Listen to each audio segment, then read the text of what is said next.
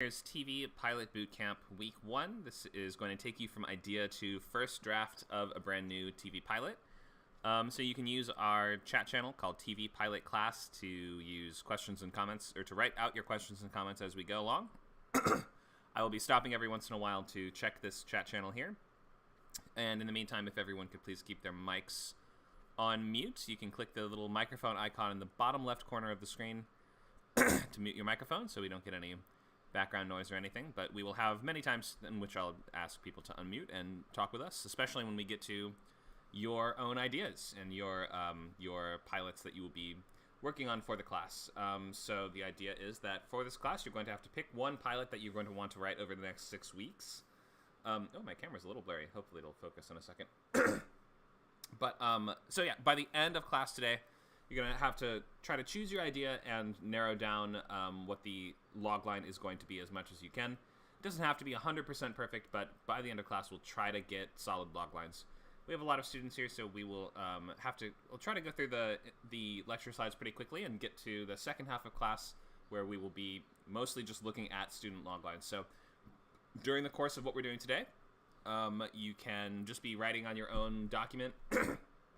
I recommend using Google Drive, but you can use a sticky note or whatever you've got. Just start writing out ideas for your logline, which is that one sentence expression of your idea.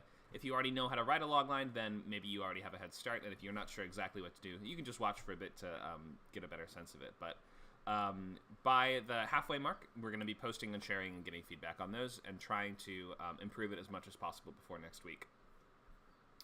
Let's go. All right.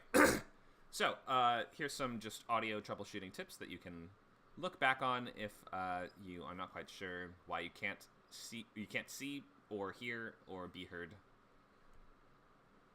And let's share the slideshow as well, just so you guys can review these slides on your own. I'm going to post this in the TV Pilot chat channel here. There we go. So you can just browse those slides without me having to switch between them if you'd like. All right, let's look at what is Script Camp. So we are a screenwriting community that's focused on taking you from idea to first draft to more polished script. So we have lots of free classes, events, and workshops. Sorry, my cough. Just like constant itch back there. All right, we have some paid VIP member classes, boot camps, and writers labs as well. Those are like office hours on Saturdays from 4 to 6, where you can come in with whatever questions you have or topics you want to hear more about. Here's a bit about me. I've been a repped and working Hollywood writer since 2017, when I placed in the top 10 of the Launchpad Features contest and got signed off of that script, and have since written for Creepshow, been on a couple lists, which you can see here, and have a thriller script set up at DJ2 Entertainment, which are the producers of Sonic the Hedgehog, that franchise. So I teach the boot camps and also the weekly writers lab here. What are the boot camps? We go from idea to first draft using the step-by-step practical method and 2-hour weekly class meetings, 8 weeks for the feature, 6 for TV. We did 6 for the stage play, which that course is currently over, but we have recordings of it for anyone who's a member. Rewrite takes 4 weeks, and we have a new horror thriller bootcamp, which starts this upcoming Saturday. So that is like just a crash course in horror and thriller, which is the genre that I write in the most and have the most experience in. How to enroll. You can buy any of these courses on their own if you just go to scriptcamp.net/classes, or you can become an unlimited member, which gives you access to all of the boot camps, all of the workshops, every event that we do, every read-through, every guest event, all the stuff. So the membership comes with everything you see here.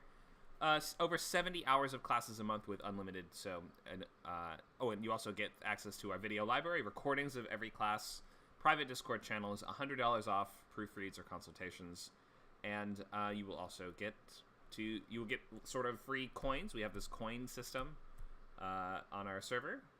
Do we have a slide on that? Oh, maybe not as early as I thought. That's okay. And you can use those to earn table reads or little fun merchandise things like flip-flops and hoodies and things like that. But yeah, the best value is going to come from this unlimited membership. So consider signing up. You get a 2-week free trial for all of this, so you get to attend a bunch of classes for free.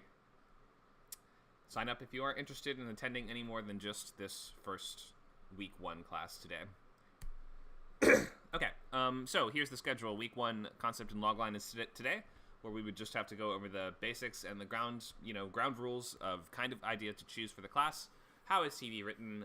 What is a pilot, and why do you write one? All these things like that. And the goal for today is to finalize your logline and to start to fill out what we call the sketchbook, which is like a collage of all your unsorted ideas for any one project that you just want to keep all in one place.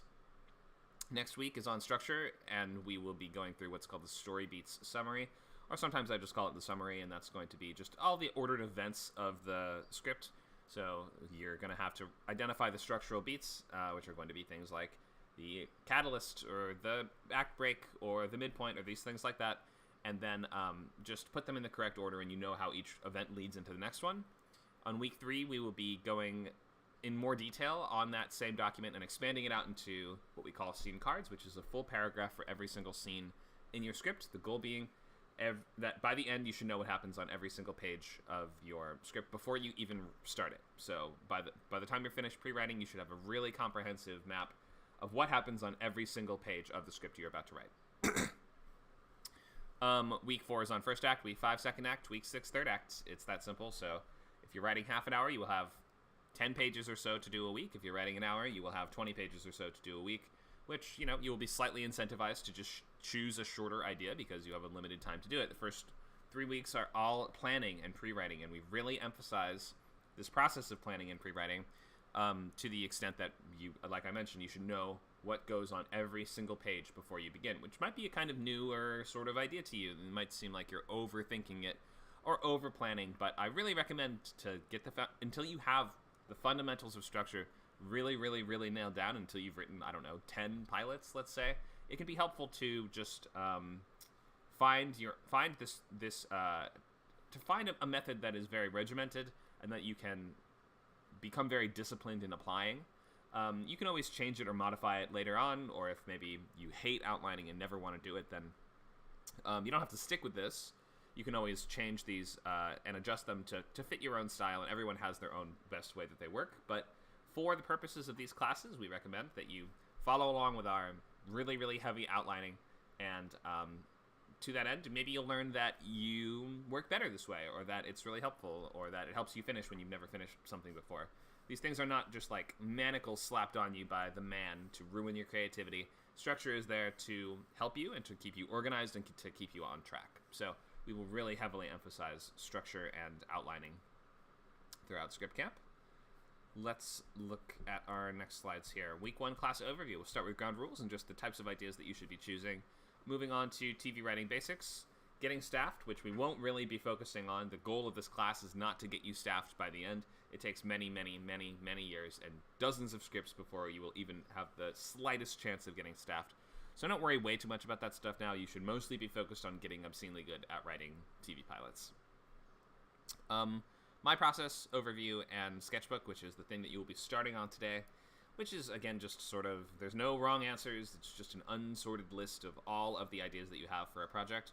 We'll look at Timeslot, format, and genre, which you should be deciding around the same time that you were deciding what your title and logline are, so it's one of these really basic things. How does the continuity and the basics of the structure for your show work? Is this going to be the kind of show that resets continuity every week, or is there going to be a larger overarching story? All these questions that are really important for us to know how your show is going to work. We'll also look at the premise versus status quo, which is that distinction between the two major narrative styles of TV. And then we'll look at loglines, which are really the focus of today. And the emphasis is going to be on compelling characters and interesting worlds in these TV loglines.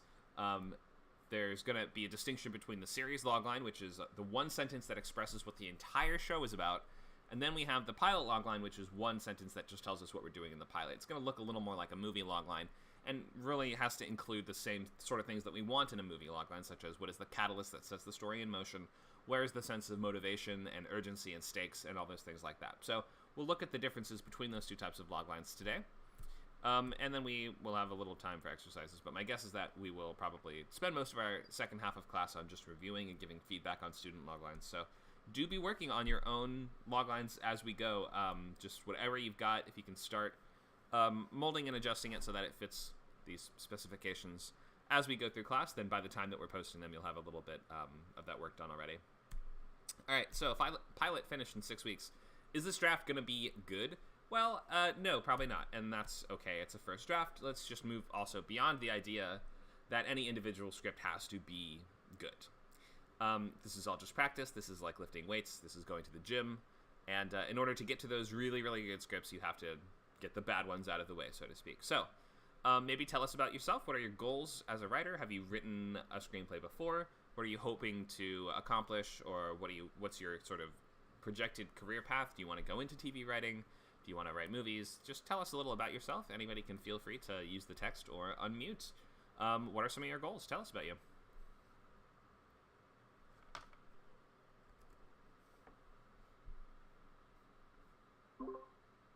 Okay, I'll go first, I guess. Go ahead. I am Simmer. I'm very new to screenwriting, but I've been writing comics for a couple years. I wanted to get into screenwriting because it's very interesting and the format kind of makes sense to my brain. And I have written 2 TV pilots, but they're both not very good, and I didn't structure them right. So the feedback that I got is that they're both not good. So I'm hoping to learn the structure, the story beats, and yeah, just anything else that'll help me. Cool. Yeah, just learning the ropes. That's great. And yeah, screenwriting pretty similar to comic writing format. So if you're used to writing out comic scripts, then writing out screenplays is like, they're so similar that sometimes people even turn scripts into comic scripts and then just try to get a comic going instead of a movie because it's much cheaper and easier to get that funded sometimes. So like they're quite similar, and a lot of the same skills will apply between both of them. They're obviously different. One is print and one is motion picture and video and stuff like that, but there's quite a bit in common. Thanks, Simmer. Anyone else want to tell us about yourself? What are your goals? What have you written before? What are you hoping to write? Hey, I don't know if my mic is okay, but you sound fine. I'm a writer director. I just moved to New York a few months ago after film school, and I'm trying to make my own short films and keep writing more. Currently writing a limited series. I don't think it's gonna be long enough for a TV show, but still working on the first episode for that. Okay, great. Yeah, and for this class, the fundamentals of writing pilots for miniseries, limited series, or just longer run shows, they're not that different. You're pretty much doing the same sorts of things. It's just that the overall run is going to be shorter. Of a miniseries is what, like 3 to 6 episodes usually.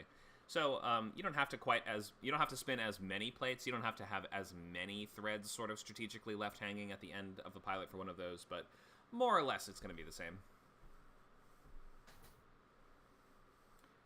Thanks for weighing in. Yeah, I actually go ahead. I actually spoke with my counselor from film school, and she basically said, yeah, I don't think it's a good idea because like it's an R-rated series, and obviously not big enough for a traditional TV show. So she had her doubts about, if I do want to do something with this, it's not like people would be throwing money at it just because of the return on their investment. Right. I mean, you just have to write a lot to get good at writing, though. So if this is your first one that you've written, or like you're just trying to improve and just trying to get going as a writer, chances are you'll have to write a bunch of things that no one funds or don't go anywhere, or like you got to get the scripts out of the way and you got to just get the work done. So regardless of whether or not it goes anywhere, you should just pick the idea that you're most excited about. Mm-hmm. Thanks for weighing in. Anyone else want to tell us about what you've written, what your goals are? I'll share. Oh, go ahead. Okay. This is Amanda. This is my first time to this group. And I wrote a pilot a few years ago, first script ever, with a friend. And then written another script for that same show. Neither of them are, award worthy. And then I tend to find it easy to write log lines for the episodes, but I haven't been able to write the log line for the show. So that it's a bit like there's so many ways to spin things. And like I find that like the show has not changed in the 7 years that I've been thinking about it, but the way that I explain it changes. And it's like I have a block, to sort of seeing, it's like that we're just setting the stage through which our story gets expressed. And so what stage is that going to be? So yeah, this is a great class to have to hear how you go about it. So Sure. Yeah, and that is often the case, that just the way that you pitch something will sort of change over time. I will say, if your goal is just to primarily focus on one show and just to like sort of write one thing, you said you've been working on this one thing for 7 years. Go ahead. Well, I should add, I mean, there's another show idea that I've started writing a pilot for as well.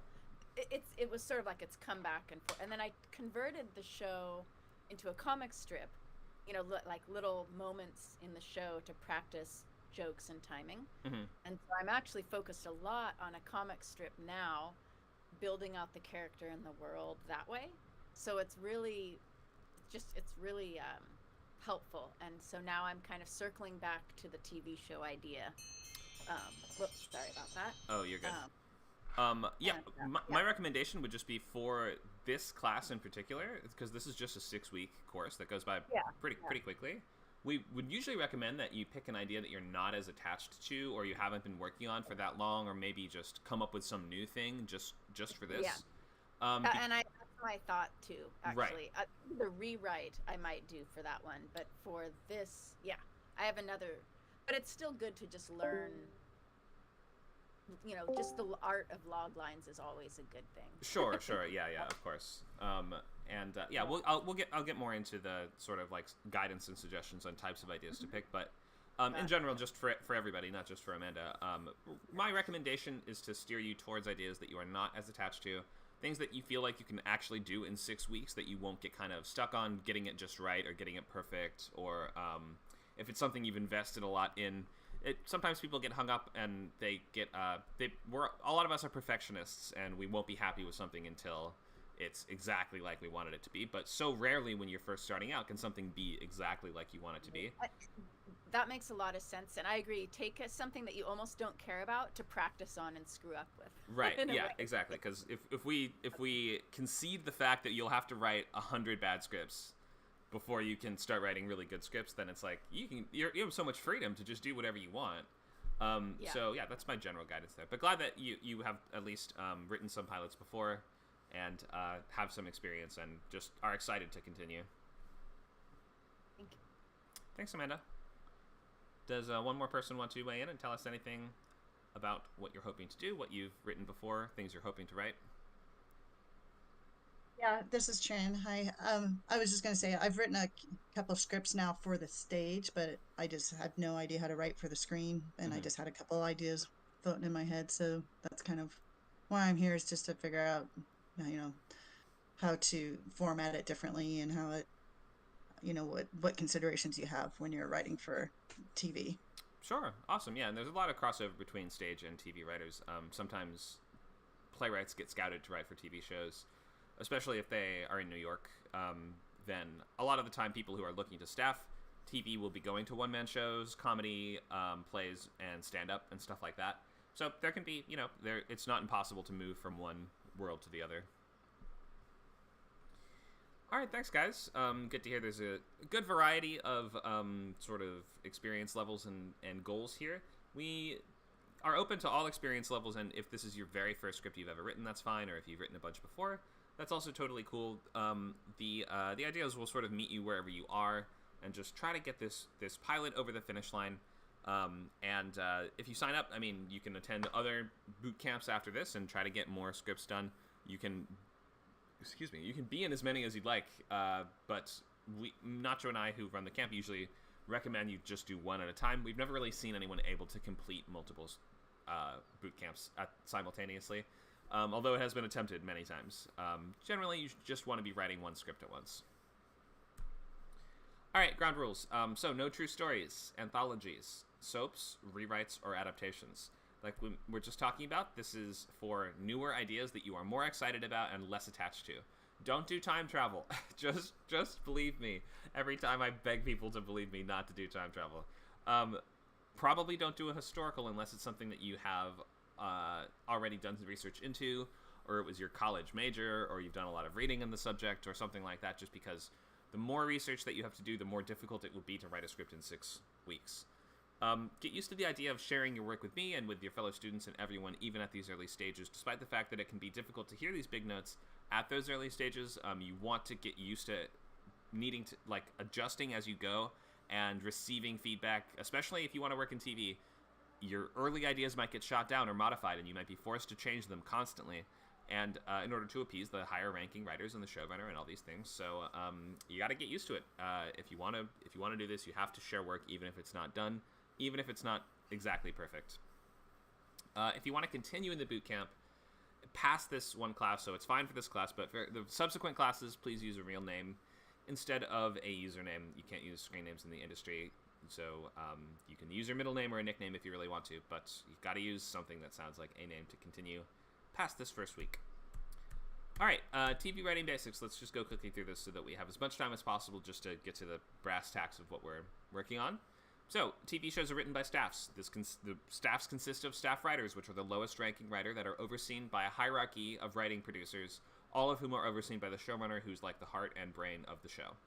The number of staff writers can vary anywhere from 1 on some rare occasions, like, sort of more prestige shows like True Detective, up to 2 to 3, maybe on limited series like Fargo, all the way up to 15 plus on Big Sketch or Late Night or things like that. So comedy typically has way more writers.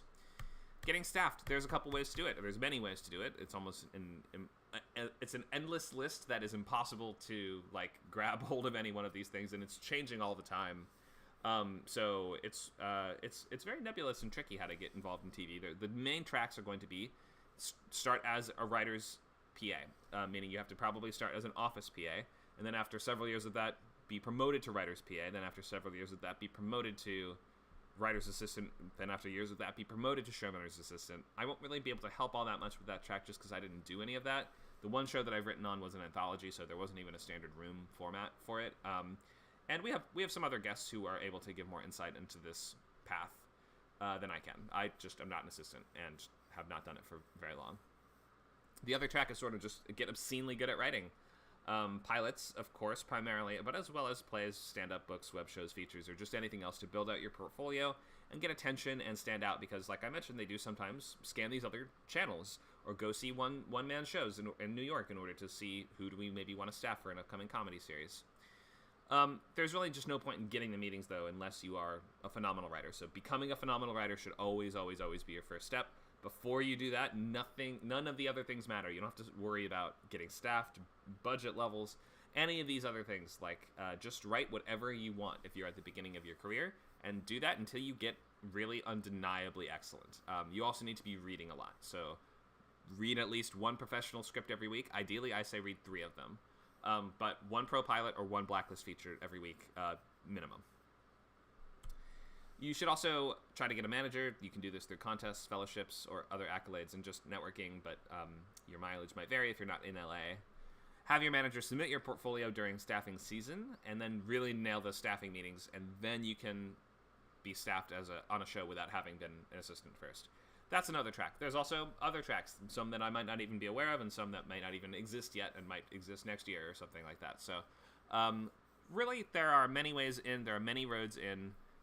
Many of them are quite hard to find or hard to access, so you can only control so much, and the main thing you can control is your own skill level as a writer, and so you just have to be better than all the competition, because there is a ludicrous amount of competition to do this. So you need to be, I often say things like, you don't have to wake up at 4 a.m. and read scripts before work in the morning and mark them up and take notes. You don't have to stay up late to get in extra writing time, but you're competing with everyone who's doing those things. So if you're not doing those things, are you better than them without doing those things? Yeah, that's the question. So you have to, the only thing you can control is your skill level and how hard you're working. So you need to put the years in up top to become a fantastic writer before you even begin to worry about anything else in this entire field. Okay, so joining a TV staff means you're being in the room with the same people for 12 hours a day for several months. So you need to be good in a room as well and have excellent social skills. This is a super, super, super, super social job. Writing features is also pretty social, not as social as TV writing, where you're actually physically in rooms with people for a long time. You need to be extroverted and good at receiving feedback gracefully and giving notes well and with critical, constructive feedback. Able to quickly assess the problems and ideas and to find solutions and not always just be someone who's shooting stuff down, but in fact be someone who says, hey, I know something that might work better instead. To riff off other people's ideas and collaborate well. Basically, this is not a job for quiet, introverted writing at home. This is extremely social. So just be nice and be cool and be presentable and respectful and give yourself a big leg up by just being a good person. Also, if you want to write for TV, you should plan to move to Los Angeles. But you don't need to until you have become a fantastic writer, so maybe several years. Looks like we have some questions in chat. Trin says, I was hoping to do a spin-off of another show that's an adaptation, correct? Is that completely out of the question, or can I still attempt it? What's the caution with why I wouldn't want to do that for this class? The reason I caution people not to do adaptations is the same reason I caution them not to do true stories or historical anecdotes or things like that. It's because the more you feel the need to get something right or to adapt something properly or to do it justice, the more it will hold you up from just finishing in 6 weeks. Writing a spin-off of another show would, in fact, count as adaptation or fan fiction, and it shouldn't generally be the focus of what you're doing. If you want to write for TV professionally, you should be writing original pilots. If you really want to just practice or have fun and write an episode of a show that you like, you can do those and enter some fellowships with them. Those are called Spec episodes. And we'll talk in just this slide about what these different uses of the word spec mean and what the different types of episodes you might write might be. But generally, all you want to be writing are original pilots. Almost anything else doesn't really help you. Okay, so spec is a weird term that refers to several different separate things depending on the context. Spec stands for speculative. In features, a speculative script is one that you've written on your own that you've not been commissioned to write or paid to write by anybody. You're going to use that to try to get reads and meetings and maybe to try to get the spec made. In TV, a spec episode is like a fan fiction episode of an existing show that is currently on the air, critically well liked, and either a long-running, more elemental show like The Simpsons, or perhaps something in its second to fourth season that is an up-and-coming, show that people are reading and watching. These are rarely needed nowadays. Pretty much only useful for practice and fun and entering fellowships, certain fellowships. And then a spec pilot is usually just called a pilot. They don't often call them original pilots. If we say pilot, then we assume you mean original spec pilot. That's a first episode of a theoretical show that does not exist and probably won't. So there's absolutely no point in writing more episodes than just a pilot ever. Nobody's going to read more than just a pilot. And best case scenario, they love your show. They want to buy it from you. They're going to have you change and develop a lot of things. So you don't want to write more episodes than just the pilot. It will only work against you. You're going to use this as a writing sample to enter contests and fellowships and to get reads and meetings and to just try to get attention as a TV writer. Let's see, we have some questions in chats. I've seen a few managers and staff writers say the move to LA won't really be that important anymore, especially after the pandemic. How vital do you think is making the move to LA? So now that it's hard to say the pandemic is over or whatever, because obviously the disease is still around. But now that the worst of it is, at least in people's minds, in our rearview mirror, people are drifting back towards doing more in-person rooms. And generally in Hollywood, writers prefer to all be in the same physical place when working together on the same thing. That means that in a year or two, my guess is that almost every room will be back to in-person. There will be some holdouts that will be like, we like it. We like doing all remote, or maybe their staff has just gravitated to different parts of the country for some reason. But for the most part, in just a few years, you're probably going to have to move to LA to be a TV writer. If you want to write for TV, then you should plan on that. after you've become really, really, really good. So don't worry about it before. It won't really help you that much to come here before you're really good. But you might want to consider it if you're, you know, if you don't have any attachments, you are, you know, maybe you don't have a family to worry too much about, or like a long established career or something like that. If you're at the point where you can just move to LA and start getting better at TV writing and networking and things like that, you can. I mean, that's what I did. In 2015, I moved here right after college, the summer after college. So just like a couple weeks after graduating. And yeah, I've been here since. So you can move here whenever. I would plan on moving here if you want to write for TV. I think it's still pretty important. All right, a little about structure. I don't think I want to go over structure at the moment. All right, let's look at idea to first draft. So this is the process. Every time, no matter what I'm writing, I always follow these steps. One is the log line. That's the one-sentence expression of the idea.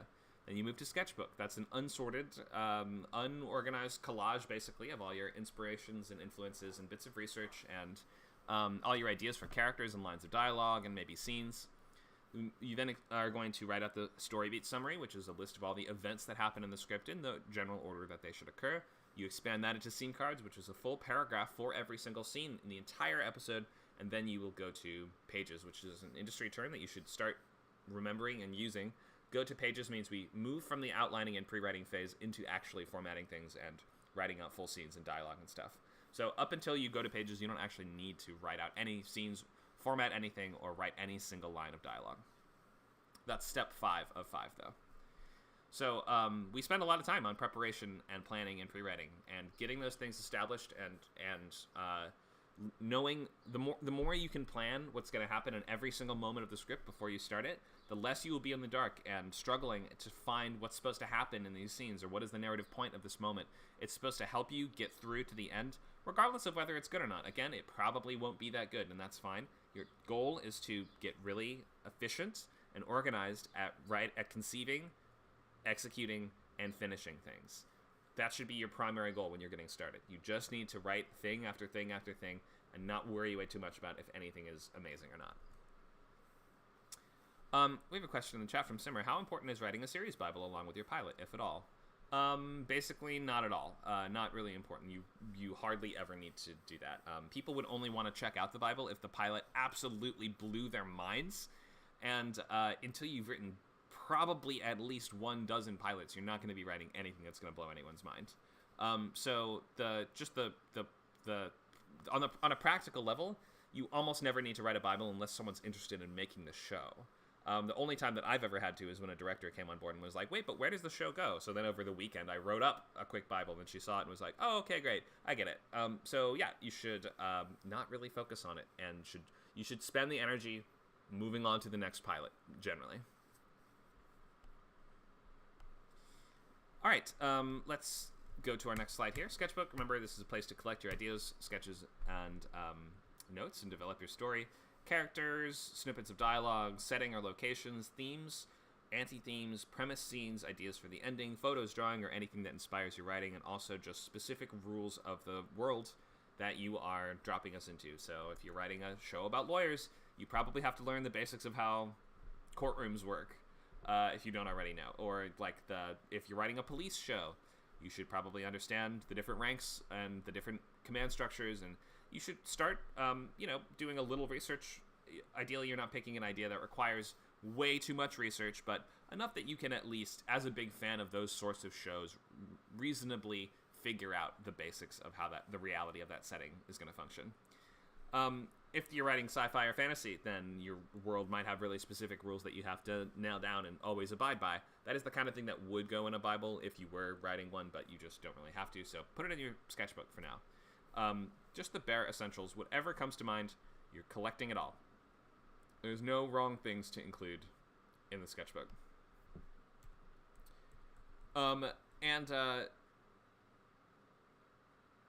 You can always drop by the lab if you need more help with these. That's, again, Saturdays from 4 to 6. I think I just went over the basics. We don't have to look at an example. I think you guys get the idea. Just put all of your ideas into the sketchbook.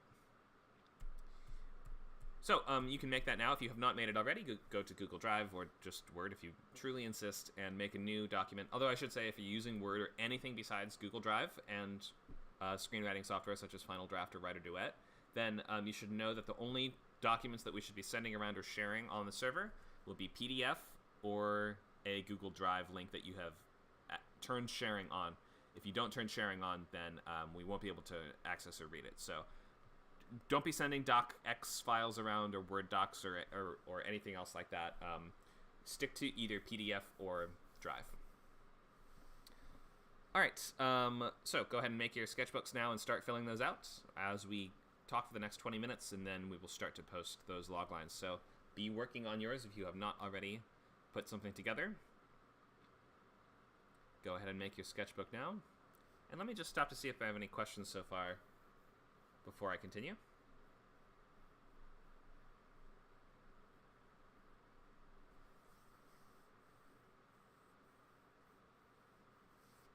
Okay, let's continue. So, Sketchbook can have these things at the top. You can put the title, if you don't know the title, and make something up, or just put untitled blank whatever show for now.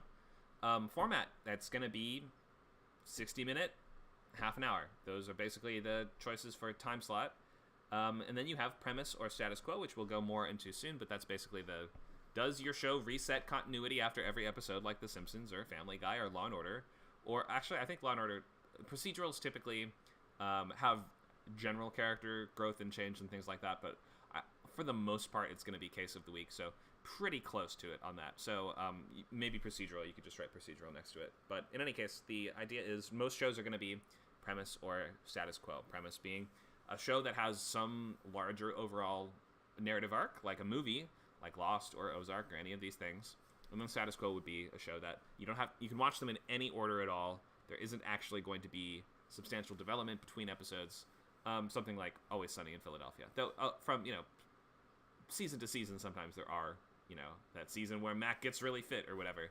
But for the most part, you can watch that show in any order. We're not actually building really to any kind of climax or there just is not the expectation that we're unveiling some larger mystery or working towards some bigger, larger goal. It's just going to be episode by episode. So sitcoms are almost always going to be status quo.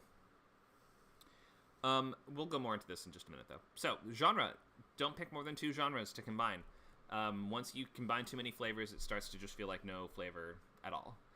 Series logline. That's one sentence that describes the world, the main character, and probably both. It can be broader in scope and requires a little less urgency than the pilot logline, which should essentially read like a movie, emphasizing urgency and the main character's goal in the pilot episode. So, I would, on your sketchbook, type in these things: title, format, genre, series, pilot. And start filling these things out as you decide on them. If you have a few different ideas for different shows, hopefully today we can help you make that choice. If you post up to 3 log lines, we can help you choose them today. All right, time slot and format details on this. 30 minutes or 60 minutes, that's the very basics. I think we know, we've all probably watched a lot of TV by now, and we know that almost everything fits into one or the other of these. There's going to be some exceptions, like I've been watching a lot of Adult Swim cartoons, and those are about 10 to 15 minutes. There's 70 plus minutes on some limited series, or you might get this weird variable length on modern streaming shows that are just sort of the Wild West, so there's no actual accounting for how that's going to work.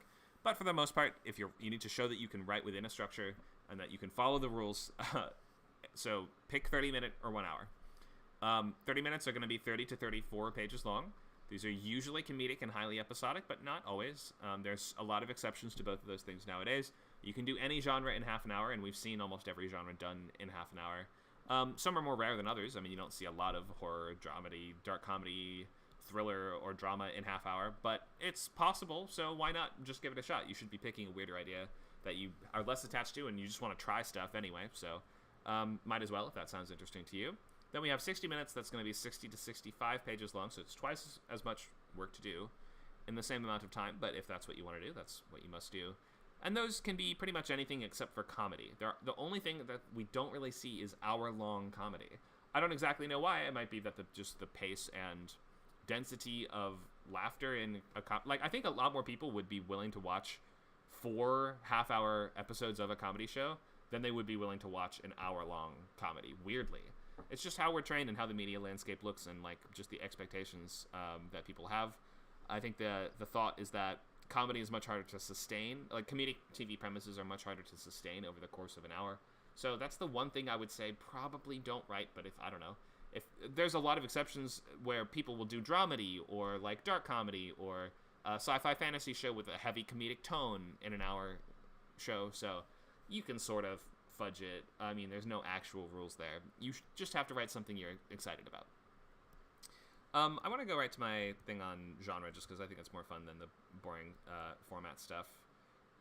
Where's my genre slide? Don't I have one? Here it is. Okay.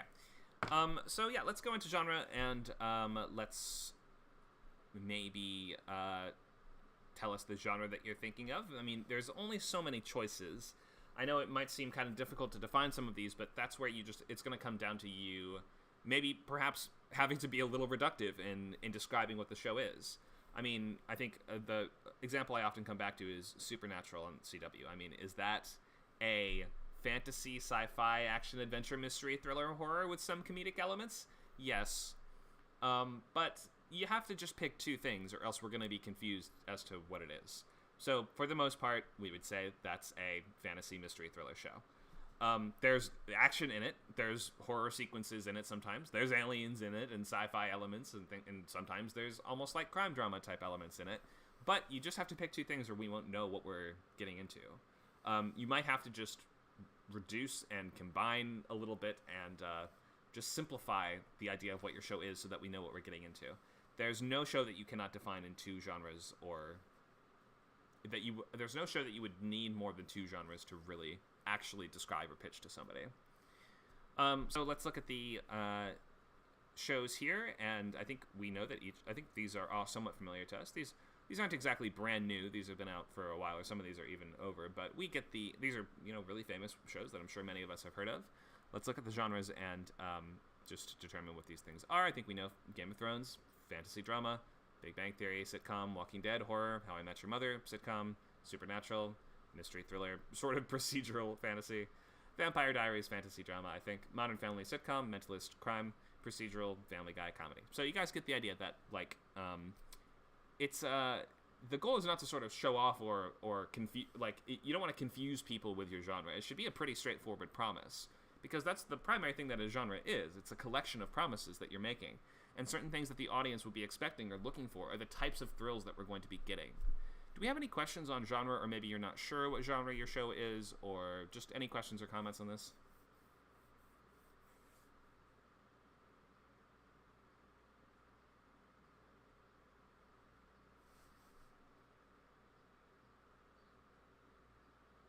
Okay, great. Let's go back to boring stuff quickly then, and let me check the time. Okay, we are at 11:45, so in 10 to 15 minutes we will be posting your log lines, so do be filling out the sketchbook as much as you can while I'm talking. So time slot and format, I think we all hopefully understand this. Any questions about this?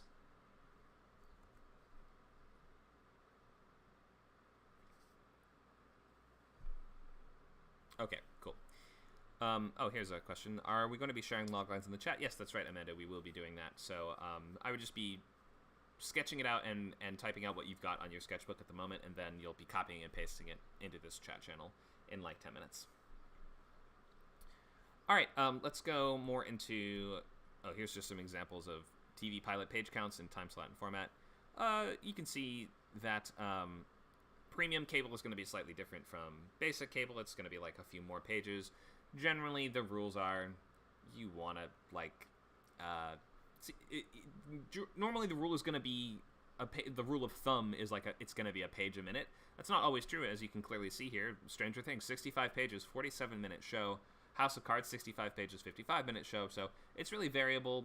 Generally, though, you can see that the 65 is going to be around the upper range. The leftovers would be an exception here at 72 minutes. Normally, most pilots are not that long. So yeah, 60 to 65 for a hour long, 30 to 35 for a half hour. Premise for Status Quo. Premise is more like a long movie. We need to watch the episodes in order to get the full story. The characters change more over the course of the series. Status Quo, every episode resets the character back to how things were before. You can tune in and watch these in any order. The characters are going to change very little or very, very gradually, or maybe not at all, and it's fine. Loglines, TV versus features. All right, so feature loglines are going to emphasize the protagonist's goal. Pilots have two loglines, the series and pilot. The series doesn't really have to emphasize the main character's goal in an urgent way as specifically. You're going to be conveying unique characters, situations, and story worlds that promise many episodes. So the series logline can be a little more general. The story engine is something that should be evident through the series logline, though, and that's an idea that I'm going to add a whole slide on for the next time we do this, but the story engine is a kind of intangible machine that is comprised of several different parts. It's just basically whatever is going to be fueling stories and creating conflicts and creating episodes for years to come. So it's like a combination of several things. We can't just point to one thing and say, that's the story engine. The story engine is comprised of, perhaps, a relationship, a point of conflict, a web of characters that we believe will be engaging in interesting conflict that will be able to last a long time. It's not something that is all going to just be resolved in one night. So yeah, story engine is a sort of difficult to define thing, but it's something that we really feel if it's not there. And basically, if it feels like there's not enough track for a whole show to run on, we might say, I don't quite see what the engine is. So make sure that it feels like your show can continue after the first episode. Even if it's a status quo show, we should at the very least understand, okay, this setup has landed in such a configuration that there could be unlimited more mini-movies like I just watched within the same setup of characters. So it shouldn't feel like everything's been resolved or that things are finished at the end. A pilot is not like a complete story. Status Quo pilots are a little closer to being a complete story because it has its own little beginning, middle, end thing of the week, but you should suggest there will be many more little stories like this to come. So a pilot logline is more similar to feature. It has the inciting incident, the protagonist, what do they want, what's in their way, those basic things that are just, we're talking about just half an hour or an hour of story. So you've got to give us those basic motivation, stakes, and urgency. The format for that is going to look a little bit more like this. When inciting incident occurs, an adjective protagonist must conflict before or else stakes. So a little bit more like a movie. We'll come back to this in a minute. All right, so what are we trying to do with loglines? A series logline is going to emphasize, again, the compelling character and the intriguing world they live in, maybe both. A logline should always imply a show that's visual and dynamic and about people doing stuff. The primary action should be tracked through tangible goalposts. It should not be a show about people sitting around thinking about stuff or discussing stuff or wondering about stuff. We want to avoid these nebulous finish lines and intangibility. So showcase a unique and fascinating hook as well. And that's going to be a sense of irony or a new or different POV, some variation of interesting elements, or perhaps something unfamiliar and something more familiar. We talk about this idea of the bridge sometimes, where you start with something that we understand and then use that to take us somewhere new. Have an element of the familiar mixed with something fresh and unique and original. The main emphasis right now is not really on originality. If you're newer at this especially, it's better for you just to write and finish stuff than to worry, is this unique enough? Is this going to stand out enough? Is this a good enough idea? You really just need to be conceiving, executing, and finishing things. So don't worry way too much about being original right now. Just write stuff. Okay, so loglines should make it clear the story has an audience, and they should give us a main character or world that's rich with story potential, and also clearly distinctify between premise or status quo. Is this going to be a singular journey, like a long movie? If so, it should feel like it, and it should feel like a very long uphill road that is not going to be easily resolved in one episode or one season. Or is this going to be a series of episodic situations, which would be more like a status quo? Let's look at some series loglines. Here's a premise show. So when we post the loglines today, you're going to include these basic information pieces. What am I saying? Information pieces. These basic facts. So, premise or status quo. What's the genre or mashup of genres? Ozark is a premise, crime drama, that's 1 hour long. So those are the essentials that you should post first when you're posting your logline. Title, genre, format. Here's the logline. A fast-talking financial advisor drags his family from Chicago to the Missouri Ozarks, where he must launder $500 million in 5 years to appease a drug boss. Fantastic premise series logline here. We have an interesting and specific main character that is described in such a way that we know the tactic that he is going to be using throughout the show to solve his problems. He's a fast-talking financial advisor, so he's going to be using charisma and his knowledge of finances in order to solve problems and get away with criminal hijinks. We understand the location of the show and the sort of change from one place to the other. They're from this world, and now they're in this world. So they live in the Ozarks now. He must launder $500 million in 5 years. Tells us a peek of it gives us a peek of the scope of the whole series. It's probably going to be around 5 seasons, and or 4 or 5 years. I think that's exactly what it. Maybe I think they're doing a 2-part 4th season or something like that. But you get the idea. That's basically what I thought it would be based on this logline. To appease a drug boss, that's the antagonist, and also the main obstacle for the main characters, the thing that's going to be standing in their way and causing issues for them throughout the show. So, strong story engine, really evident from just this one sentence. We have a longer-term goal that's going to take a long time, and it's going to be a very uphill, difficult journey to finally get there. We have a fascinating main character that is rife with interesting conflict and interesting tactics, and we have the main source of opposition, the antagonists that are going to be fueling episodes with whatever problems they cause. A lot here, and this is one of my favorite premise loglines, so study this well if you're doing this kind of show. All right, let's look at a Status Quo. Blackish, Status Quo comedy, half an hour. And this is a sitcom that was on for many years, but just ended a year or two ago, I think. A black family man struggles to gain a sense of cultural identity while raising his kids in a predominantly white upper-middle-class neighborhood. So, what's the goal for that one? I don't really know. There isn't really one. And series loglines don't have to emphasize a character goal as much, though obviously with the Ozark we just talked about, there is a very strong and clear goal with really clear stakes. But this is a Status Quo comedy. We have to just really outline what the sorts of conflicts that the episodes are going to be about. So you can be a little broader, a little vaguer, but don't think in terms of vague, like, I want to keep secrets from the audience and not tell them what they're going to get. This is telling us the sorts of conflicts they're going to revolve around issues of race and culture and class. And we have the arena, the specifics of the arena that it's going to take place in an upper middle class neighborhood. So we see the clash and the contrast, and the story engine is just evident from this one sentence. And last one, we'll do Breaking Bad, which is a premise crime drama, 1 hour long. A high school chemistry teacher, we might say something like a meek high school chemistry teacher or something like that, just to suggest what his development is going to be. But diagnosed with inoperable lung cancer, turns to manufacturing and selling meth to secure his family's future. Okay, so yeah, not as great as the Ozark one, but this definitely has a lot of the essentials there. We typically want to include just a little bit of description for your main character to understand the person that we're going to be watching, because the main character is a really big appeal of any story, but if you want someone to tune in for years of watching this one person, then they have to be interesting. Diagnosed with inoperable lung cancer, sort of an inciting incident there. Manufacturing and selling meth, that's going to be the main action of the show, and presumably the criminal antics that surround that business in order to secure his family's future. So we understand, okay, his family are going to be major characters in this too.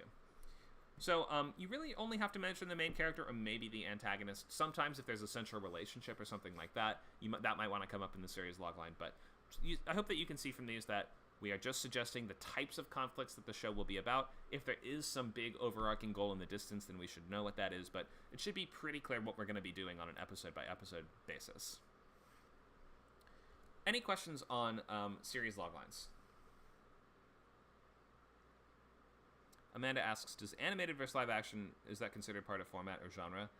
You can note it, but it's not going to really change anything. I mean, you write it in the exact same way if it's animated or live action. The expectation is that animated shows will be half hour long and either comedy or action adventure, like, I don't know, Justice League, or they might be like, American Dad or The Simpsons or something like that. That's not always going to be the case, or kids shows. That's the other sort of assumption. Not everything has to be like that, and especially for this course, you should just be kind of trying something that you think is interesting. So you can just say it's animated when you describe it, but you're not going to write it any differently. Okay. Any questions on this? I'm going to go into pilot loglines for a few minutes, and then we will be sharing in the chats.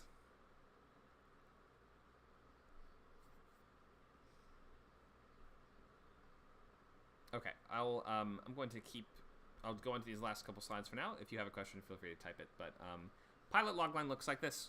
If you don't, what am I saying? You don't have to actually follow every single piece of this every time. But these are the questions that we're going to have. And if you don't follow this exact format, then there might be some information missing that will just be asked of you right away. So we want the inciting incident. That's what we would like to know for the pilot. when this thing happens that sets the story in motion. This can be a coincidence. This might be a character getting their job of the week. You know, when they're assigned to take out this supervillain, the superheroes must do this before this. Or it might be when he gets a job to solve this kind of case, if it's a thing, case of the week kind of show.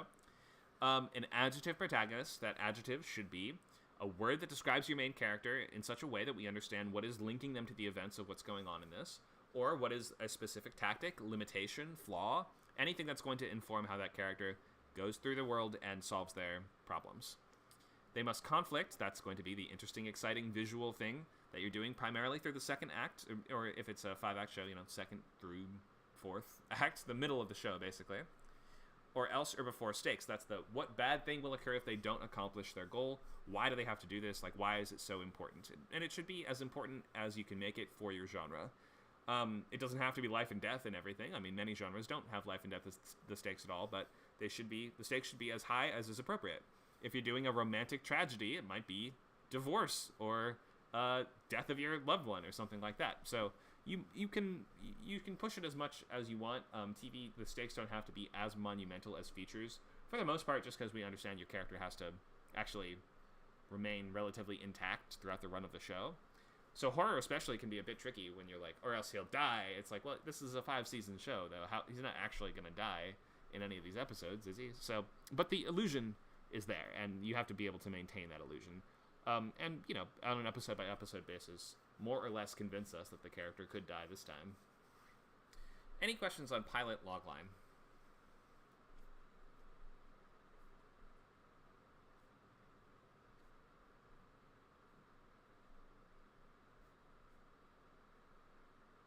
Okay, let's...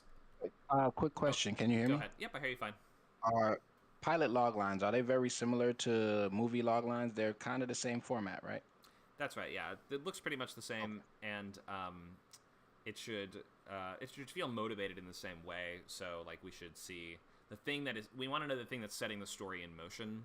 So that first really big inciting incident around, like, 10 to 10-ish minutes into your show, that should be really clear in the logline. Thank you. Thank you. Other questions?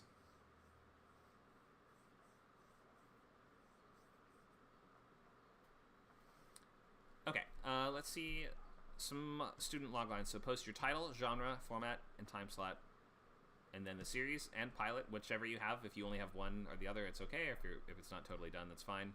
And if you're trying to post or choose between multiple different ideas, then you can post them all, and we'll help you choose between them up to 3. I don't know if you can't narrow it down to 3, then maybe do that on your own. Then we'll help you pick. All right, let's see it. What have you guys got? Thank you, Simmer. Let's see a few posts in our... There we go. Look at that. So when we get like 3 of them posted, then I'll start calling on folks, and you should be ready to unmute and answer questions about your idea, and receive some early feedback to help you adjust it a bit before next week. And if you are still unclear on any of the basics, we can... or maybe you're not to the point where you think you can even write a logline yet, just try to get this done by next week, and then that will be the basis that you're working off of for the rest of the course. All right, other loglines. I think some other folks already posted some a minute ago. So Lazima posted one. Thank you, Lazima. Who else? Carmen posted 2 of them. Thanks, Carmen. If you guys who have posted before could repost them just so we have them all in the same area of the chat, I think that might help organize us a bit.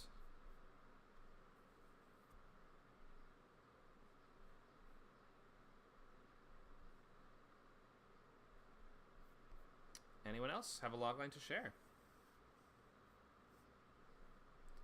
Thanks, Carmen. Thanks, Amanda.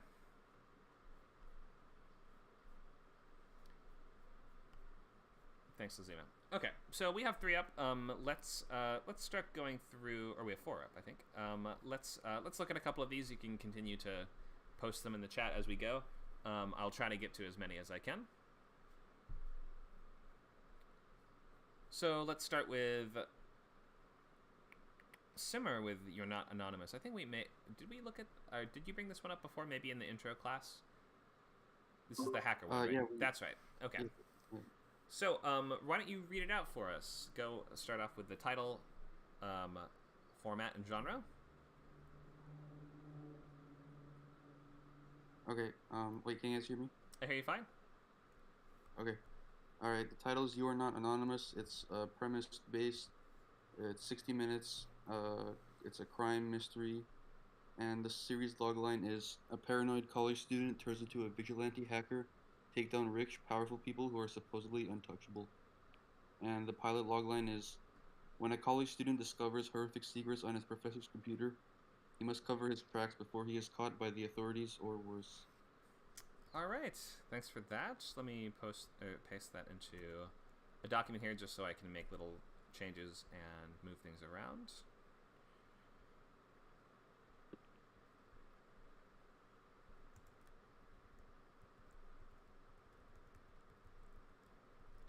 Okay, so great that you have both a series and pilot logline. Let's look it over one more time. So, a paranoid college student turns into a vigilante hacker to take down rich, powerful people who are supposedly untouchable. Rich, powerful people who are supposedly untouchable. But I think how is he choosing his targets though? I haven't gotten to that part yet. His first episode is just about him discovering the stuff on his professor's computer, and then he's trying to cover up his tracks. Okay. So, because I would think that I'd want to know what's actually motivating him to do this a little bit in the series logline. I don't think he's just trying to take down people because they're rich and powerful, is he? These are rich and powerful people who have done bad stuff, right? Yeah, they do terrible things and they get away with it. Okay, so maybe try to phrase it in a little bit more of so that we see why he's doing this. He doesn't have some vendetta against people with money for some reason. I think you're saying he's taking down terrible, rich and powerful people who nobody else can. Nobody else can confront. Okay, so when a college student discovers horrific secrets on his professor's computer, he must cover his tracks before he's caught by the authorities or worse. What's worse? The worst is he dies and his death is covered up. Oh, so you're saying the professor is part of some secret society or something? Yeah, like his professor, once he turns his professor into the authorities, his professor gets killed and it's covered up as a suicide. So okay. The same thing. So wait, where in the pilot does that happen? Is that like halfway, or is that early on? Yeah, it's about halfway. Okay, then yeah, we don't have to actually mention that in the logline itself. Then he must cover his tracks before he is caught by the authorities or worse. And that's the primary conflict of the pilot, is him just trying to get out of this and like escape unharmed on his own, or is the primary conflict of the pilot him trying to take down this bad guy? No, he stumbles upon the professor's stuff by accident, actually. Mm-hmm. He doesn't decide to take them down until later, maybe at the end of the pilot. Oh, okay. In that case, then, it really does seem like your pilot is all leading up to the premise that's described. Like, the series logline describes the series after the pilot, then, right? Yeah. So that's a little bit of a problem. Okay. I think that the setup is generally working, but the reason the thing that I keep tripping over or getting hung up on is the series logline should, like, the pilot should be an example of what is in the series logline. So maybe if you might want to change one or the other, you might change the series logline to say something more like, when he gets in over his head exposing powerful people, now he's on the run for his life. That kind of show. If it's that sort of thing, that's like a different show. Then Vigilante, every episode is going to be taking down some bad guy who's, like, untouchable by the normal authorities. So maybe just sort of tilt it one direction or the other. Is this going to be more like your main character is trying to just survive and get away and get out of trouble? Or is it more like he's going after these crooks? So you maybe just adjust either the series logline or the pilot logline to reflect that a little more. Okay, all right. Thank you. Thank you. What can I ask a question? Would it also help to maybe make sure that it's not just by accident, that there's a reason why he's able to discover these secrets on his professor's computer, not like he just was walking by in a classroom and the computer was open type of thing. So to give that premise more intent.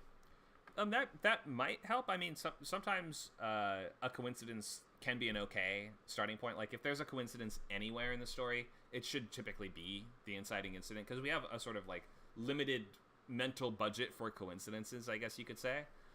Here it didn't stand out to be a huge problem for me. I mean, I can think of scenarios in which a student ends up he's fixing some computer problem on his professor's thing or whatever. Like, I don't know. There's all kinds of reasons I could sort of imagine it, so it didn't stand out as a problem for me. But if it is a little more intentional, or I don't think it would hurt the show. So definitely something to consider and think of. Like, typically the less coincidences, the better.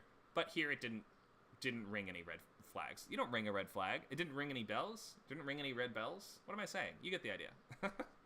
Yeah, I was just worried because he's going up against these rich and wealthy people who potentially are doing bad things, so they probably have protections in place. So, if he's a hacker, he's probably going to go up against other hackers. So I'm just starting to think it through. It's like, well, he would probably need to be better than his competition to be a vigilante. That's a good point. Yeah, I'd be excited to see how the show would answer those questions. I love the word paranoid. I just have to say, it just makes my imagination run. Awesome. Yeah, and that's a good sign if you can imagine the kinds of conflicts that would arise from this combination of a person described like this in this scenario, then that's a sign that something is working well in the logline. So nice work. Thanks for that one. Could I ask one more question? Sure. So can I say something like he must cover his tracks before he is caught by the authorities while also trying to figure something out, something like that? You can. I mean, just try not to make the sentence way too long. If it's something you struggle to say in one breath, then it's probably something that is exceeding the optimal length.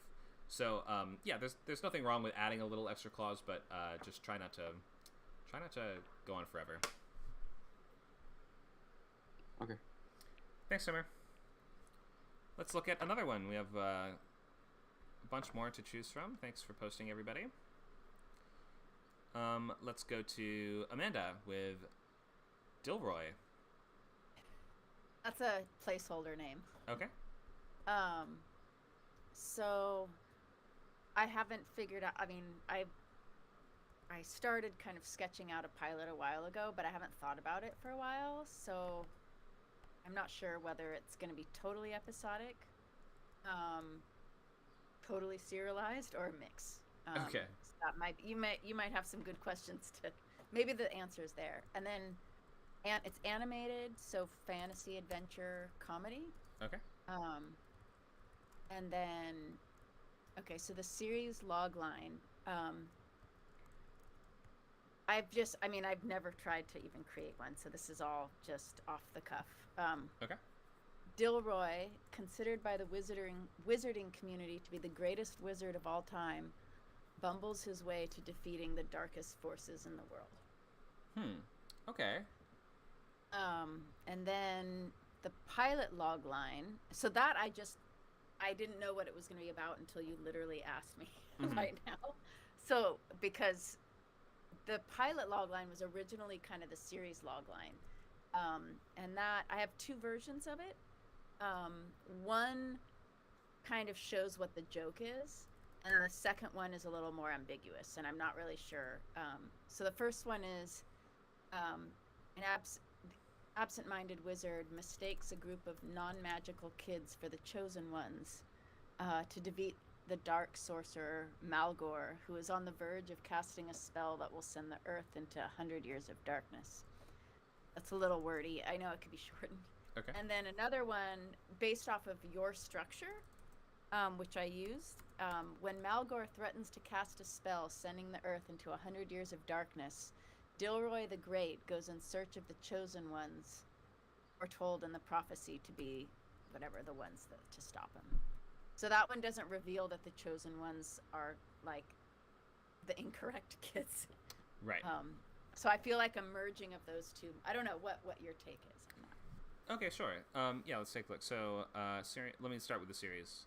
Dilroy, considered by the wizarding community to be the greatest wizard of all time, bumbles his way to defeating the darkest forces in the world. So, I guess the first thing is every letter is capitalized in this for some reason here, which I was You know what? I've been writing news headlines all day Oh, for okay. my satirical news story, and I No problem. Okay, sorry about that. You're good. All right, so the first thing is that there is just sort of a contradiction right in the series logline alone. Why is he considered to be the best in the world if he's going to bumble his way through solving problems? And maybe that's just, I guess you're sort of saying that's the joke, but Yeah. I'm just a little unclear as to what that actually means. Does that mean wizards just suck in this world, or does that mean like why? why would this be like? Why would he be considered the greatest ever, but he's actually incompetent? Right. Right. So I mean, I guess I could say I could have the series logline be more about him trying to keep the gig up while bumbling his way to defeating the darkest forces. Oh, so you mean like he's tricked everyone into thinking he's a great wizard? Well, that's good. Well, that's, somebody accidentally I mean, if I go into the backstory, say, I'm just guessing, say someone mistakes him for the greatest wizard of all time somehow because he bumbled his way to defeating some great. It would be like, Harry Potter accidentally defeated Voldemort, and then everyone thinks he's this great wizard. Yeah. And so now he has to keep the gig up. Right. And I see even another contradiction now, which is how can he be shrewd at keeping a gig up while bumbling his way? So yeah. I see a lot of contradictions. Yeah. But, there might be. I mean, there might be something there that sounds like that sounds like it makes sense. That just sounds like a little bit of a different story. Yeah, it's kind of like Get Smart in the wizarding world. Mm-hmm. A little bit, I guess. Yeah, so I guess we just have to ask yourself, what is the actual conceit? Is it that he's not actually great and he is tricked, or he has somehow lucked into people thinking this is true about him, or is he actually Get Smart, or maybe even you can look at characters like Archer or someone like that, and it's like they actually are very competent, but they have some other trait that is constantly getting in their way. And if it was like that, we might perfectly understand. If it's like he's the greatest wizard ever, but he's getting very senile, or he's the greatest wizard ever, but he's super forgetful, or he okay, there we go. Maybe if you pick one thing that I think forgetful is a good one for now. Let's just say forgetful. Absent-minded is one of the words that comes to mind. So the absent-minded professor, right? He's a genius, but he's the wizard in the Disney. The biggest comparison is the wizard in Disney's Sword in the Stone, a little bit. Sure. Okay. That's the vibe of him. Okay. So that follows and makes sense, because I think that we sort of can easily believe that the more powerful of a wizard that you become, the less interested you become in sort of making sense to mortals and earthlings, and you start to become out of touch the more more into arcane secrets you get. So that seems logically like it would follow. It's sort of a type. I mean, I think we're very familiar with doddering old wizard character or whatever, but it at least all adds up. Okay. Yeah, it's funny how I'll reinvent the wheel, and then it's like, oh wait, there's an archetype for that. Yeah, it's okay that archetypes are fine. And let me look at the pilot loglines. So an absent-minded wizard mistakes a group of non-magical kids for the chosen ones to defeat the dark sorcerer Melgar. So I would just cut the names. First of all, just because we're not going to remember what the names are. Okay. And second of all, just because it's this is just sort of Dark Lord 101 name. So I think that it won't. Yeah, I think you're sort of intentionally angling this towards the conventions and cliches of the genre, right? Yeah, and teen plus kind of audience. So, Mhm. you know, you can even go more intense on the archetypes, I think, with the younger audience. Well, are they meant to, is this portal fantasy, so these are non-magical kids from our world, or are these non-magical kids in fantasy world? These will be, yeah, it's a hybrid universe. So there's regular Earth, and then there's a magical community. Oh, No. there is? Wait, so what do you mean exactly? It's like Harry Potter, where there's like some sort of, like, how do you travel between our world, Right. or are you saying that they coexist? Coexist. They coexist. I don't. How is that possible? There aren't a lot of stories like that, because Right. if they're like, those worlds can't coexist, can they? I mean, it wouldn't. Otherwise, it wouldn't be normal mundane Earth, or it wouldn't be a fantasy Right. world, right? I mean, so Right. are you sort of saying this is like urban fantasy, where there's like cities and cars, but also dragons and things? So I am leaning towards urban fantasy, or I tend to lean towards urban fantasy. Mhm. That's a really good question. So there is an option to just have them be the wrong magical kids. Okay. Like, maybe it is just a fantasy magic world and they're the wrong magical kids, and Mhm. that's the pilot. But my original idea was that, like, he's so out of touch. So basically they're these goth kids, right? That are, so, you know what? It might have to be a universe. And so he's going around the universe and lands on Earth, and he mistakes the goth kids for magical. Because, you know, Oh. goth kids have crystals and, like, Right, you know, right. all those crystals. So he's going to mistake these new age kids for being magical. That was originally going to be the premise, which was him and the kids against the dark forces of the world. And the kids aren't magical, and so each episode they have to come up with, like, an actual real world inventive plan Mhm. that works so well that it almost appears magical. Okay. That was going to be, like, the challenge of each episode. That sounds pretty funny, but it just doesn't sound like the show that That was originally right. That was written here. originally. I see. Okay. Now with these questions, I was like, well, maybe that'll just be one episode. It's about him, and he finds these kids, and Mhm. maybe the pilot, or maybe the premise, my original premise, is really just the pilot. So these are all good questions. 'Cause Okay. I'm Yeah. figuring it out as I go. So this is Sure. good. Understood. Yeah, you might just have to put it back in the oven for a little bit, just to, like, Yeah. figure out Yeah. exactly what it would be. I mean, I like both of those separate premises. That just sounds like two very different shows. I agree. Yeah. If it's going to be like Wizard comes to Earth, then Right. and teams up with normal kids. Have you seen a movie called Psycho Gorman? No. It's actually might be kind of along the lines of, if that's the sort of show that it's Yeah. going to be. That's a movie that came out a couple years ago and is really funny, and is Okay. sort of a sci-fi fantasy comedy about, there's two kids who, there's like a sort of Power Ranger villain, like a space alien with magic powers, that crashes into their backyard, and then they sort of force him to be their best friend. And they so it's like really crazy costumes and effects and stuff. It's like a dark comedy from a couple years ago. But that would sort of be the vibe to me, if it's like normal kids team up with essentially fantasy character from a story, Right, and then have right. to either start to learn how to use magic too, or at least use their own street smarts or whatever mundane Earth skills to take on whatever other evil is now also threatening Earth, because either they would then have to go to the fantasy place, or the dark thing has to come to Earth, or else it's not going to make sense, right? Right. So yeah, just some suggestions there, and maybe just one of your comps if you're looking for comps. I mean, another. I was at first thinking this is like Disenchanted, or what is it? Disenchantment. That was another one that I thought about the vibe of that a little bit, Mhm. but And if it's Yeah. going to be more focused on a secondary world, then that might be a comp to use. But if it's going to be Yeah. based on the real world, then yeah, I think you might just need to experiment with comps a little bit and find, or well, first of all, just cement what the idea actually is. well, okay. It'll be One easier. other Go ahead. thing.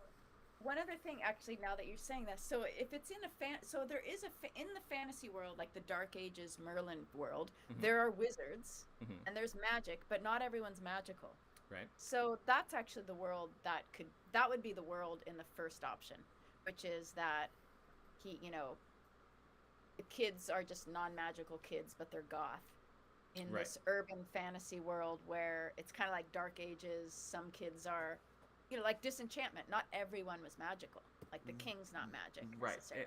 Well, I guess the big difference in that case would just be mostly like culture, right? They wouldn't be like modern day youth.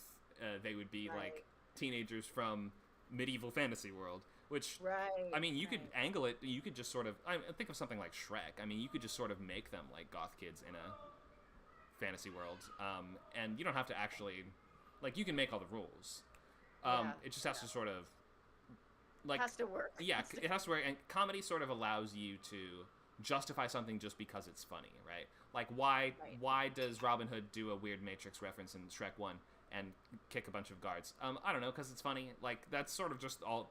You don't need much more than that when it comes to comedy. So, yeah, just some suggestions. Maybe just cook this a little longer and figure out exactly what you want to do. But the basics are there. I mean, the setup's pretty simple and could easily be an entertaining half-hour comedy show. I have to say, just these questions and giving us such a short time to do it is like so helpful, because it just makes you not have to sit there and try and figure it out. What's the best show that'll, you just guess, and it's like your guess in a minute is better than if you thought about it for an hour. Yeah, exactly. I find it's that's how, I will a lot of the time try to work like that, and if you spend forever agonizing over multiple choices, chances are something will come along and you'll just be like, oh wait, it's that. Like the fact that you had to agonize so long over the different ones might mean that it's none of them. It's something you have to wait for, something that really excites you. Yeah. Anyway, so yeah, hopefully that's some good Thank you. guidance for now, and by next week, if you want to sign up for the full course, then just try to nail down exactly what the logline would be. Okay, cool. Thank you. Thank you. All right. Looks like we have some more to choose from here, and we have about 35 minutes to do it. So let's look at Carmen with Anything Goods. Hunter, we can skip mine because I'm not going to be working on it. I'm devoting my time and brain cells to the Widow Slayer. Oh, okay, cool. But I might work on this after that. I just don't want to put too much into it. I know that you're going to ask me a lot of hard questions. Mm-hmm. Okay, that's fine. Yeah, I think we might have time, so I'll go with, it looks like we have Lazima. Do we have one more? If we, did I skip one? No, I don't think I skipped one. Yeah, so we'll do the other ones first. We might have time for yours at the end, but yeah, I understand what you're saying. Trin says she's going to post in a second. Okay. So yeah, we'll start with the others. Let's do, this is Our Home Man with Lazima. This is a comedy show. Go ahead and read this out for us.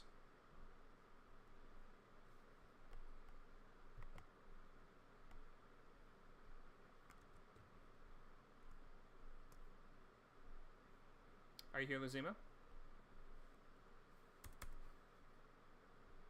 Yes, I am. I was having trouble unmuting. Okay, all right. Title: This is our home, man. John. Do we have to say it like that in order to get the full effect? Okay. Oh man. Okay. Genre: comedy, smart people meets road trip. Time slot 30 minutes, and it's a premise show. Okay. Series Logline. When a pair of homeschooled fraternal twins get fed up with the tourists that occupy their hometown of Las Vegas, they go on a cross-country road trip to give other towns a taste of their own medicine. Okay. The Pilot Logline. Fraternal twins present their plan to monitor tourist activity to the mayor and find out that they have to take matters into their own hands. All right, thanks for this. Let me look at this again. This is, what's road trip? Okay, so it's like a road trip comedy show. When a pair of homeschooled fraternal twins get fed up with the tourists that occupy their hometown of Las Vegas. Okay, so they live in Vegas and they're annoyed by all the tourists. They go on a cross-country road trip to give other towns a taste of their own medicine. Well, what does that mean exactly? Okay, so like they have tours. The people that come to Las Vegas, they basically went around like disguised as tourists and did interviews with different people and found out where they lived, like where they were coming from. So they have like this whole list of people that they're going to go to their hometown and then vandalize it like they've been vandalizing their hometown. in Las Vegas. Oh, wait, so they have like a list of victims, or not victims, I guess, but like people they're getting revenge on? Yeah. Oh, okay. I think that would need to be in the series logline. It's not that they're... So if you say they're just getting fed up with tourists, that sounds like, oh, I'm annoyed, they're making noise late at night, they're, just being obnoxious. And then going to different towns to give them a taste of their own medicine, I don't quite understand what that means. It sounds like you're sort of saying they're just going to go there and be annoying tourists themselves, which doesn't really sound like that concrete of a goal, because what's the actual goalpost? But I think you're actually saying they are holding such a grudge against a select number of tourists that they're then going to go and do what exactly? Like sabotage those people's lives? Or are they going to... How do we do this? Well, I kind of wrote a bunch of stuff down. Mm-hmm. So it was like Danny and Donald, they're fraternal twins. They live in Whispering Creek Street, Las Vegas, and they live in a pretty decent life. They have a pretty decent life. They help their neighbors, take out the trash, respect their parents. They work at a local library. They're very intelligent and smug, very smug away from their parents. And so they constantly bring up issues about the tourists. They are disrespecting their homes, and they're disrespecting their home, calling their state the city of sin, performing ungodly acts that they wouldn't do in their own hometown. Mm-hmm. So Danny and Donald get a punk rock makeover with tattoos and go across country road trip, hitting the towns of tourists they've interviewed undercover and vandalizing them, having rough sex in public, random townspeople random town people and tagging their city hall.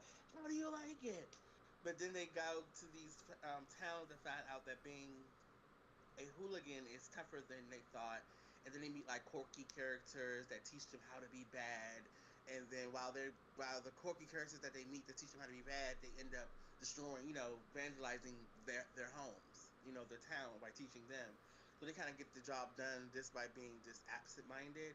Mm-hmm. And also like before they really started getting into like vandalizing mode, they like kind of chicken out at first and like end up helping the town and doing like guilty community service.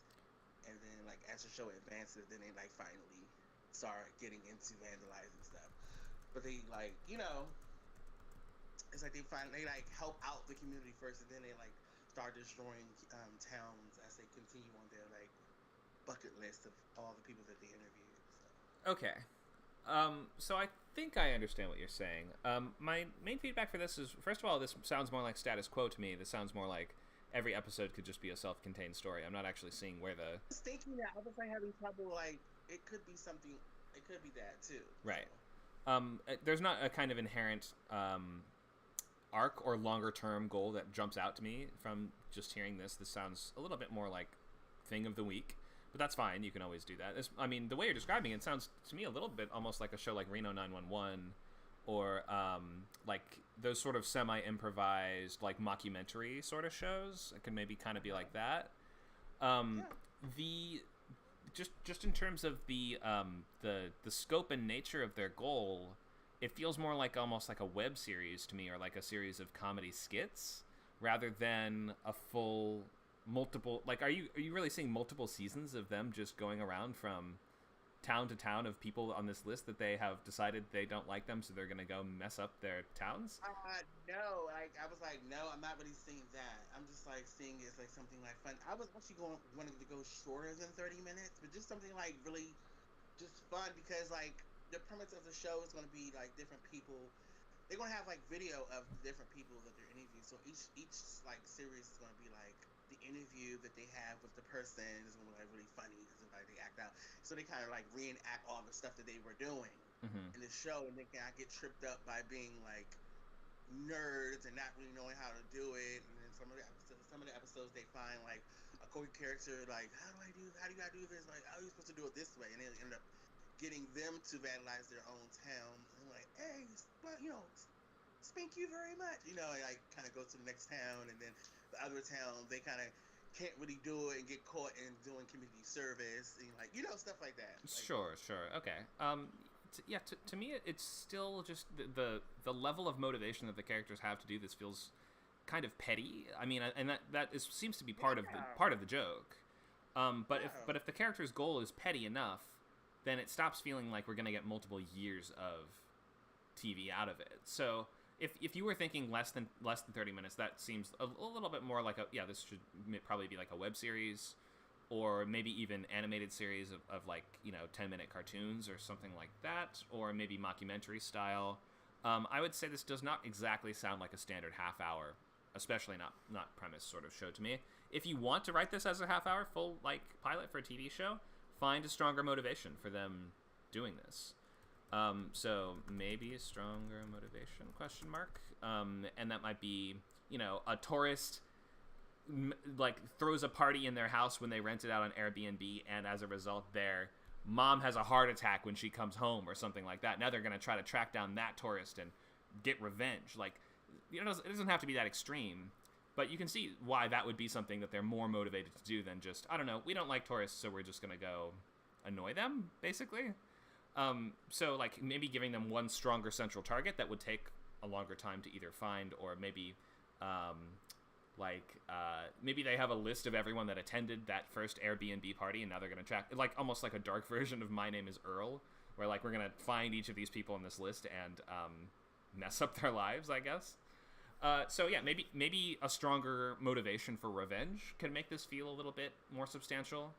And if not, then it should probably just be like a 5 to 10 minute long sketch show. Or it can be a movie. Sure, yeah, or maybe a movie. If it was a movie, then either their goal should still be stronger, or maybe as they embark on this quest, then something really big happens early on that they're forced to then, respond to as the inciting incident.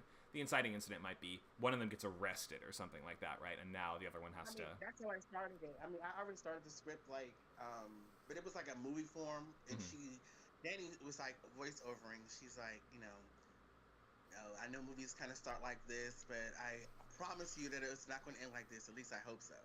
And she like saying her brother, they're like in the police department, and her brother's on the floor in the cell screaming. Okay, yeah, I mean, yeah, I could see a movie version of this too. But does that feedback make sense for just the pilot version, the half-hour version of this? Yeah, definitely. Okay. I was like, I definitely don't see this as like season after season, but right. Yeah, most likely to be like a movie. Cool. Yeah. Okay, thanks, Lazima. You have a lot of different ideas, don't you? You have so many. Every class, you have like a brand new idea. But that's great. That's good. You should. I mean, that means you're in the right place, basically, if you're always coming up with more ideas. Thanks, Lazima. Okay, so we have time for a couple more. Let me pause for questions, though, on anything we've talked about so far, anything about the format of the class, anything about loglines or pilots, or what would you guys like to know before we go on to our next student logline?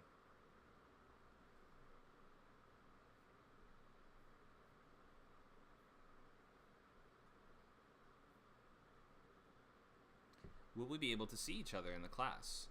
Normally I'm the only one that uses a camera. Every once in a while somebody will join a class with the camera on, and normally very quickly they're like, uh-oh, no one else is doing this, I'm turning mine off. So you're not disallowed from having your camera on. If you want to, you can. Normally it's just audio from students and video from me, though. Other questions?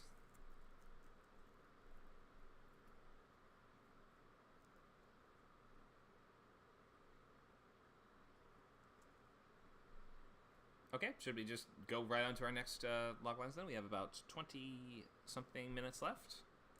Looks like we have Trin with No Ordinary Love. Okay. You want me to read it then? Go ahead. Okay. So the series logline is a traumatized teen newly suffering from clinical lycanthropy, belief that he can turn into a werewolf, becomes obsessed with hunting for the vampires he believes killed his parents. So, and then for the pilot, upon getting transferred to yet another facility, a 17-year-old orphan realizes this may be his last chance to prove he can go on to lead a normal adult life in the outside world. He sees the girl of his literal dreams and stumbles upon a diary that seems to portray his parents' last days. Okay, thanks for this. It says in the description this is a miniseries adaptation of the Twilight movies, but I've seen the Twilight movies, and this doesn't sound like them at all. Well, yeah, it's a spin-off, right? I'm trying to do a spin-off. Oh, but based why? off. But why do a spin-off when you could just make it like this? You could just change a couple names and it would be original.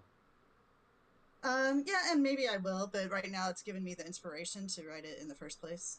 Okay. You know, I'm basing it off of their characters, their storyline, Right. Okay. their world of vampires and werewolves. Okay. I think we've seen some critically successful examples of what can happen with Twilight fanfiction when you just change a couple details. So it's clearly possible. I would recommend whenever you can. I mean, if you have to go out of your way to make something similar, to link something to an existing property, most of the time you're better off just having it be original. But if this is fun for you, and if this is what you really would like to, if this is helping motivate you to work on it, then that's all right. All right, fantasy thriller, 1 hour premise show. Okay, Twilight movies meets Riverdale. A traumatized teen newly suffering from clinical lycanthropy. He's newly suffering from the belief he can turn into a werewolf. Becomes obsessed with hunting for the vampires he believes killed his parents. So all the believing things are kind of tripping me up a little bit. The belief he can turn into a werewolf. The vampires he believes killed his parents. Why are we just believing things? What's going on there? Because everybody else in the real world thinks he's just going crazy. Right. But wait, so can he actually turn into a werewolf or no? Well, we don't know yet, but yes, as it goes on, he will. Yeah. As it goes on, meaning but at the beginning, what's that? In the pilot? No, he won't turn into a werewolf yet. Then he just has a lot of werewolf tics, like scratching behind his ears and like Teen Wolf. like that. Are you sure you want to have a werewolf show where the main character doesn't turn into a werewolf in the pilot? Like, I think there'll be hints that he actually can, right? Like he'll see. I don't know. There'll be hints that he actually can, but I think at the beginning you don't know if he's actually just crazy. I mean, I like that. That's a fun way to start, where they actually, like, we start with a Twilight type story, but the main character might just be nuts. That's pretty funny and entertaining. But if we don't have him turn into a werewolf in the pilot, that reads to me like the audience would be like, where's the show? Like, it's like having a murder mystery where there's no murder. Yeah, he's at least going to think he is. So I could do point of view things from, his perspective, like he is a werewolf, right? Like, but you might not know. There's no way the story would work where the werewolf character turns into a werewolf, and because the pilot's supposed to feel like a preview of everything like the pilot is like a trailer for the rest of the entire series. So just no one's going to read any more episodes than just one, and you're almost certainly not going to get a show. So you're just holding back, I feel, some of the main thrills that your genre is offering. Okay, well, I guess maybe I'm confused with what a pilot is versus episode 1. I thought a pilot was just kicking off the show, but is it more than that? No, it's well, no. You're correct. The pilot is just episode 1. But if you're not going to get a show, and 99.99999% of all pilots don't turn into multi-million-dollar TV shows, then you're just never going to get to the stuff that you say you're setting up or promising. The pilots are a place where you have to kind of front load the good stuff and remember what the audience is there for, because you're not going to get another chance with them. It's like if you get together all your friends for a magic show and then you spend the whole time explaining what the magic show is going to be, then you're like, all right, we'll see you guys next week. Then they're going to be unsatisfied, I feel. Is it okay if, like, in the pilot, everybody thinks he's crazy, but he knows he's a werewolf kind of thing, but can't really prove it? Sure, maybe. I mean, I don't know the specifics of how it unfolds. I guess just it rings that red bell. It's not a term.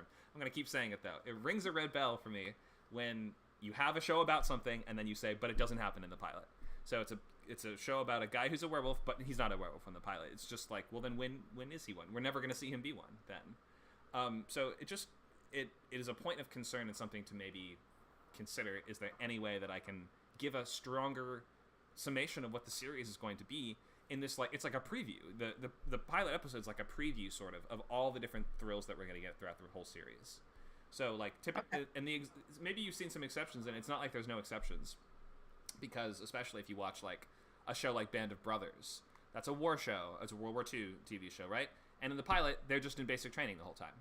and they don't actually go to the war until episode 2 or episode 3 or something. But that's a show that is produced by Steven Spielberg, and it was based on a super successful book, and they know they're going to get all the episodes. So the pilot doesn't have to be as much like a montage of all the cool stuff from the whole series. It can sort of stand on its own a little bit more. But if you only get one, this is like a theoretical preview of a show that doesn't exist, and usually you want to do the thing that it says in the box in the pilot episode. But let me move to the pilot logline here. All right, after getting transferred to yet another facility, I like that intro, a 17-year-old orphan realizes this may be his last chance to prove he can go on to lead a normal adult life in the outside world when he... So this sentence has gotten a little complicated. Yeah, it is. So we have upon and a when, so that's kind of two conditional statements right here in the first thing. So you're sort of saying, when this happens, all this, and then when this happens, all this in the same sentence, which can be a bit much. When he sees the literal girl of his dreams, or the girl of his literal dreams, and stumbles upon a diary that seems to portray his parents' last days. Does that mean his parents wrote the diary? Yeah, no, actually, it is going to be a vampire diary. So. Oh, I wonder where I've heard that term before. Yeah, right? But wait, it's a diary that mentions his parents? I don't quite understand. Yeah, it does. It mentions their murder, basically. Yeah. Is it written by the vampire that murdered them? No. Different vampire. There's lots of vampires in Twilight. That's true. Good ones, bad ones. There are. It's just that in terms of a log line, we sort of want to know how things are connecting and fitting together. You're sort of saying he finds a diary that was left by somebody in the world that happens to tangentially mention his parents' death. I think it's more urgent and exciting or something if it's like he finds his father's journal. Oh, wow, this has a bunch of super pertinent personal information that can maybe help me solve this mystery. Or he finds the diary of the vampire that killed them. Maybe it has some secrets as to are they actually even dead? Are they being kept in a basement as vampire food somewhere? I can just sort of see the story a little more, and it makes sense that the engine just starts to click for me a little more if we understand the connection between these things.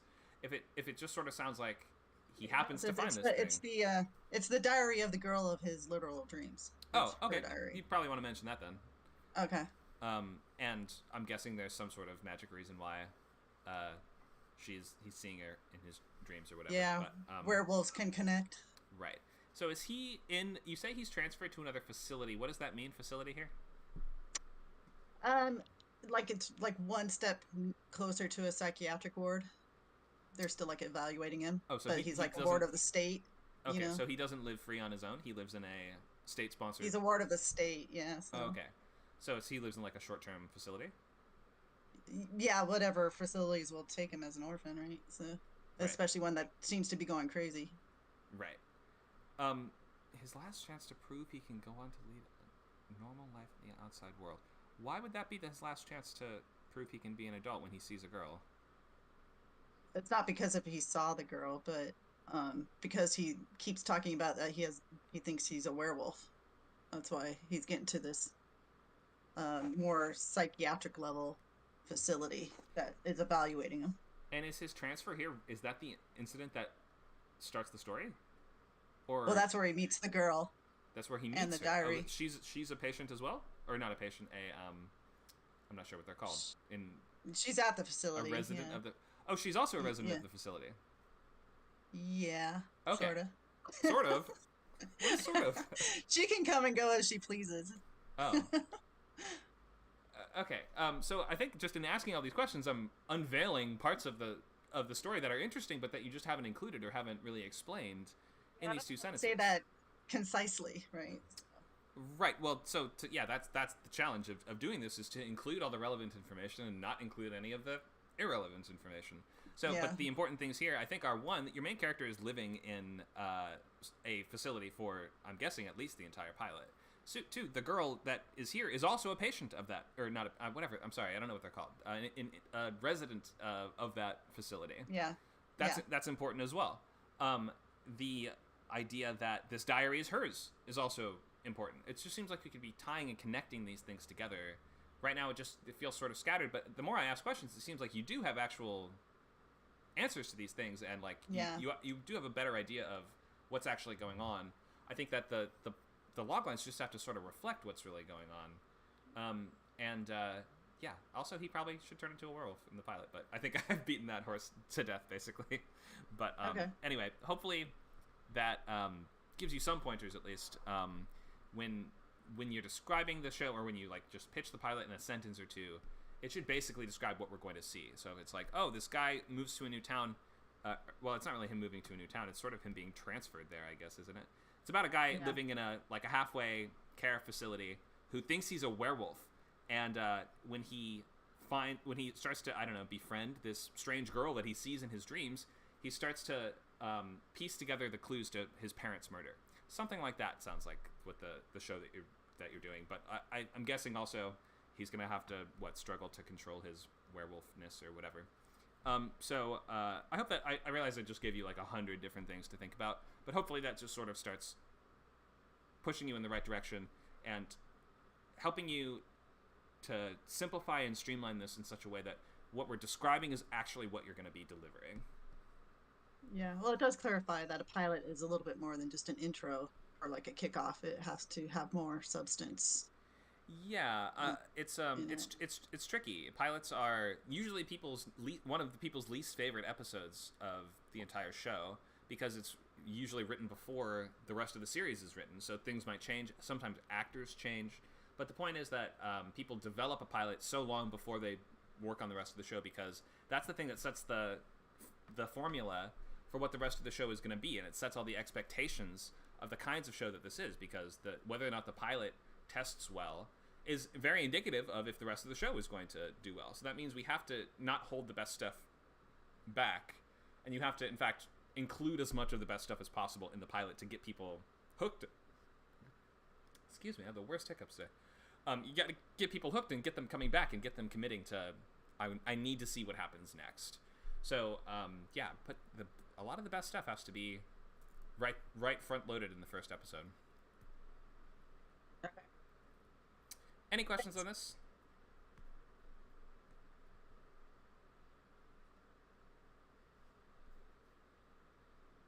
All right, all set for now. Thank you, Chin. Alrighty. Now, here's some comments in the chats. Nacho says maybe a mockumentary comedy show about people who think they're werewolves versus people who think they're vampires could be funny. Like nothing supernatural in the entire show. Yeah, it'd be like What We Do in the Shadows meets, I don't know, what would the comp be? What's it? It would sort of be like Letterkenny. It'd be like What We Do in the Shadows meets Letterkenny. That sounds kind of funny. Yeah, you should write that, Nacho. All right.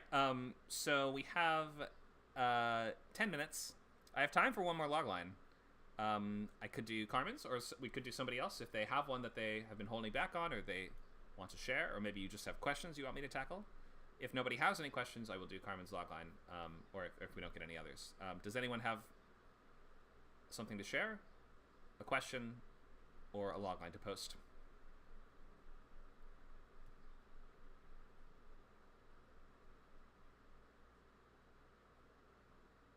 All right, well, Carmen's it is. So we're going to do... I guess you posted a couple of them. Which one do you want to go over, Carmen? We posted Lifer and also Anything Good. Well, Lifer is and Anything Good is the same thing. I was looking for a title that hasn't already been taken. Oh, it's the same show. Okay. Should we go over the logline? Okay. Great. Can you read it out for us? Okay. The pilot logline is... Okay, it's drama, right? Mhm. Okay. When an illiterate man incarcerated for 30 years on death row gets a second chance to make it on the outside, the struggle to adapt to the new world presents an urgency to find anything good that will justify the struggle for his new life in a challenging new world. And I know it's really wordy right now. Logline, an illiterate man on death row is granted freedom and finds the new world even more intimidating than life on the inside, leading him on an urgent search for the father he never knew and anything good that can inspire his move forward in the freedom he doesn't feel he deserves. All right. Thanks for that. Oh, it's a half-hour drama. Pretty rare, but that you can do them. So this sounds like a solid foundation for a show, but it also sounds like a lot of words to just say guy gets out of prison. Okay. And like, I think instead of using all these words to explain something that we can already basically understand, like he struggles to adapt to the new world and the urgency to find anything good that will justify the struggle for his new life in a challenging new world. You didn't even really need to say any of that, right? It's a guy gets out of prison and needs to readjust to life after 30 years. We understand. I think that the rest of those words are better suited on highlighting the central relationships. So this is a drama, so I think we need other characters mentioned in here. So perhaps just one central relationship. Is there like an antagonist of some kind? Bring in the other people to this, and you will start to find dimensions. Like everything from here on, I think you could just cut and use these words instead. Use these words to build out the relationships. This sounds. What was that show on Sundance? TV prison guy show. Watch me find it just based on that stupid. There it is. I found it. Oh, I can't believe I typed the worst Google search ever and I found it. All right, Rectify. Have you seen this? No. So, this is, was it 6 seasons? No, 3 seasons. An American television drama exploring the life of a man after he's released from prison after nearly 20 years on death row for a wrongful conviction. Is that what's also happening here? Why is your main character on death row for 30 years? Unless, I mean, it must have been a wrongful conviction, right? It was not a wrongful conviction. There are actually people, men and women, being released from prison currently who are being given a second chance. I wrote a program for the city for this for these kind of people, and I got this idea the other day. My friend is going through a divorce, and her husband is one of those men. And he has previously killed at least one person, and now he's going back to his old ways. So that's one of the inspirations for this. So he goes to live at a sober living community surrounded by men like him, because there are men like this in society now. So they are often placed in inner city neighborhoods with people, people just like them, right? And they call them lifer programs. And he's tempted to drink and do drugs and practice different kinds of magic, black magic. I got that idea from my friend too, because she was telling me that he has been talking about these weird rituals and stuff. And it's not the doll guy, is it? Sorry? This isn't the doll guy, is it? No, it's okay. A separate dark magic guy. Okay. Yeah, I know the stuff is everywhere, I guess. So he must learn how to read, right? Technology is a struggle for him, and therefore applying for a job. He's connected to a counselor who introduces him to a real estate investor and starts learning how to rehab houses. He discovers that one of the investors has previously been charged with manslaughter, meets a pastor and joins a church, which actually is a cult. He learns that it's a cult. He meets some really judgmental people, but a few good ones, but they evolve and become people that, he expects them to be good people, but he's trying to be good, right? Mm-hmm. So he tries to hide the fact that he has killed. Of course, he runs into people from his past, and finding a female companion in the environment he's been placed in is, who's not crazy is nearly impossible, right? Mm-hmm. He lies constantly about why he spent time in jail, obviously, right, in order to avoid being shunned, even by the people of the church, the different church communities that he steps into, which he expects more mercy from them, but he doesn't find it. He meets a few, some of those good people who kind of, over time, show their true colors. So in short, he can find nothing good in this world and starts to think maybe it'd be better for him to be back in, in the prison. I think him being on death row is not a good, would not fit this, because as far as I know, none of the well, it doesn't have to be based on reality. I realize that, but it kind of doesn't make sense either. But I don't know of anybody who's come out that's actually on death row. So that's something that wouldn't be probably realistic for maybe a drama. But again, right? Anything goes in Yeah, film, it's guess. true. I mean, the audience's question will be, well, why was he on death row? I mean, most people don't get let off of death row unless they're exonerated via, I don't know, DNA evidence or something like that proves that they were in fact innocent. So the fact that you're saying he was in fact guilty of this crime is actually maybe more worthy of the words that you have here rather than the fact that he's, like, illiterate. I mean, is the fact that he's illiterate going to be more of an obstacle to him than the fact that he's convicted of something that got him sentenced to death? I'm not sure.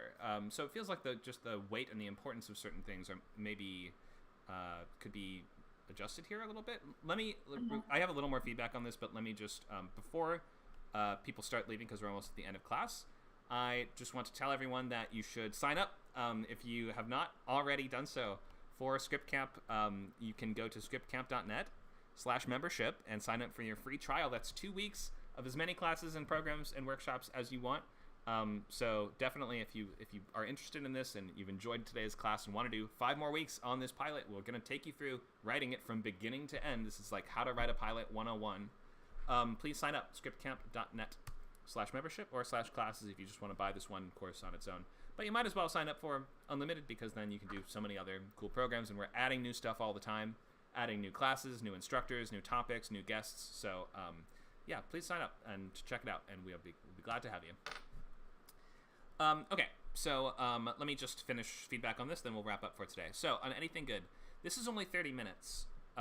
What's the focus? It sounds like you have a lot of ideas for types of storylines in the future of the series, but in a pilot, we're not really going to be able to get through guy leaves jail, acclimates to life in a halfway house, seeks his missing father, ingratiates himself in the community of people he's now met, balances romance and relationships with his old members of his family, and then joins a cult. That's like multiple seasons worth of events.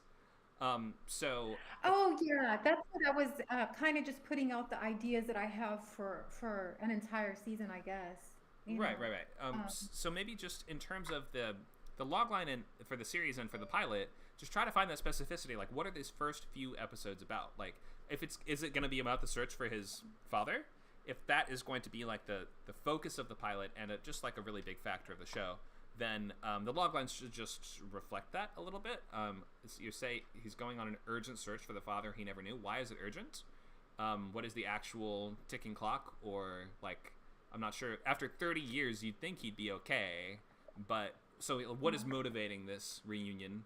And what kind of complications are causing that, or would that cause, or what obstacles are in the way? Something like that might just be better. So try to just find the focus.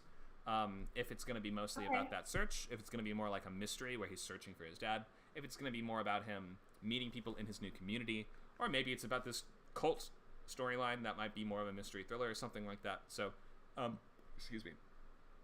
Just, try to use your words in such a way that we are expressing what we're mostly watching in the show. We don't have to use a bunch of words on stuff that we could have already guessed. Like, if we're having a series about a soldier who goes to war, it's like, and then he must fight for his life and defeat the enemy so that he doesn't die himself, and hopefully achieve victory so he can go back home. It's like, yeah, he's in a war. That's what we understand, that's what you have to do. So, guy gets out of jail. Okay, we can already assume a bunch of stuff. Now find the focus and help us understand, what is this show? It's about this part of this guy's life, where he'll be trying to find his missing dad, who's also a cop or something. Like, whatever interesting contrast is between them, maybe use your words to build out the cast and their relationships a little bit more. Okay. Thanks for this, Chen. We're going to wrap class now, so thank you so much, everyone, for coming by. If you have questions, I will stay on just for a minute to answer them, but feel free to head out. And for next week, the assignment is work on your logline as much as you can. Try to get a final version of it by next time. And make sure to sign up before next class. And we'll see you then. So I'll stay for a minute to take questions, but we will call it here. Thanks for coming by, folks. Hope to see you around Script Camp soon. Thank you. Thank you. I have a question. Go ahead. Okay, so how many acts is in a 1 hour drum because I thought it was three, but then I read the screenplays of like Breaking Bad and a few others, and it's like that one has like 4 or 5. It's 5, yeah. So normally it's going to be 5. It's a little confusing just because it's kind of difficult to think in terms of 5 acts because not very much media follows that exact format. And it can feel a little antiquated when you're like, oh, those are the commercial breaks, basically. If you look at it, if you take a step back, it still is essentially 3 acts. Like, even though it's written out as 5, if you just, carve it up into 3 sections, it's basically going to follow 3-act format. So don't let the number itself throw you off too much. It's not going to be terribly different from writing a 3-act story. Okay, great, thanks. Thank you. Nacho says, anyone have questions how to fill out your sketchbook or how to join the class? We're glad to answer any of those, or I'll take any other questions at all. Yeah, I was curious about the membership. What kind of discounts do we get? So, like, I'm looking at the TV Pilot Bootcamp. Mhm. That's $195, and is the $175 the price for if you're a member,